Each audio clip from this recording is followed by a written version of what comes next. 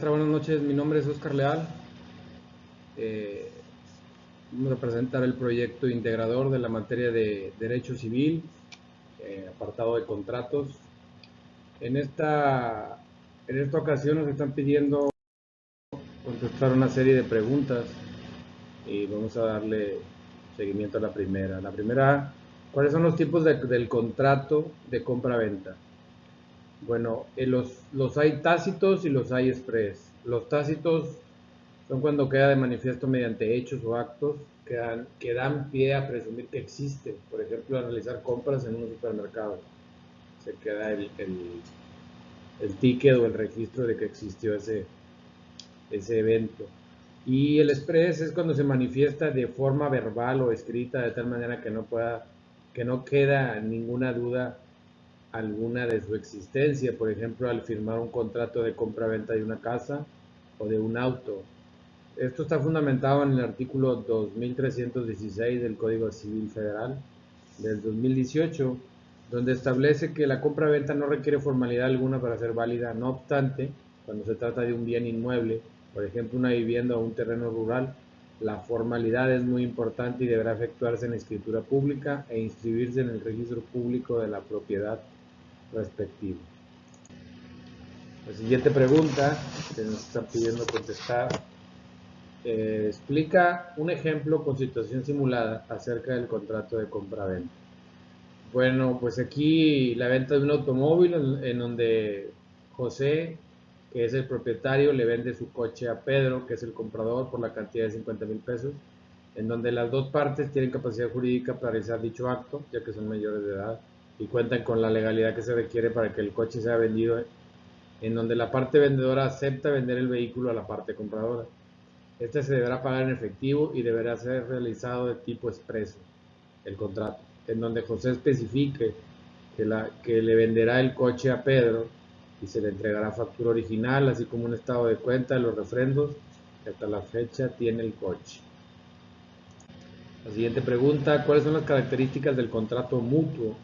Señala, por favor, la fundamentación jurídica. Bueno, las características del contrato mutuo: primero, es un contrato en el que se transfiere la propiedad de un objeto hacia la otra parte implicada.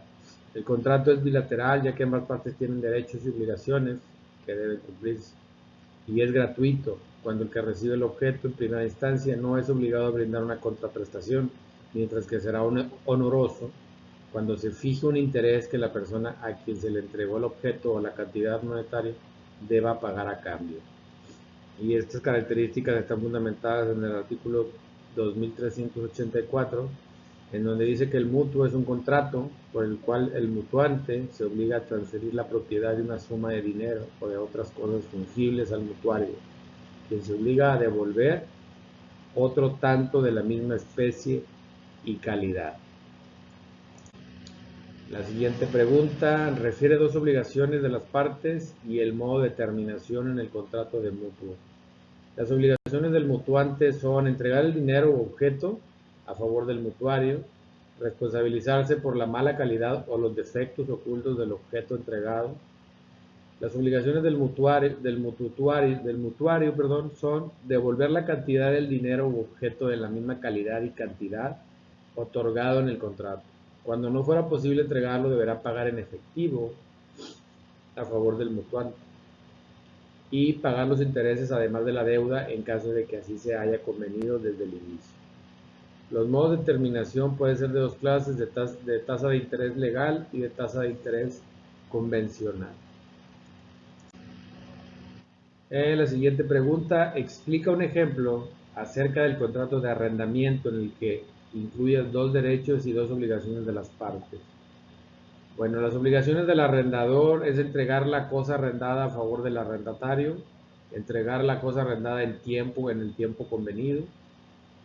Una de las obligaciones del arrendatario es pagar en tiempo y forma la renta convenida, y la renta deberá ser pagada en el lugar que fue convenido.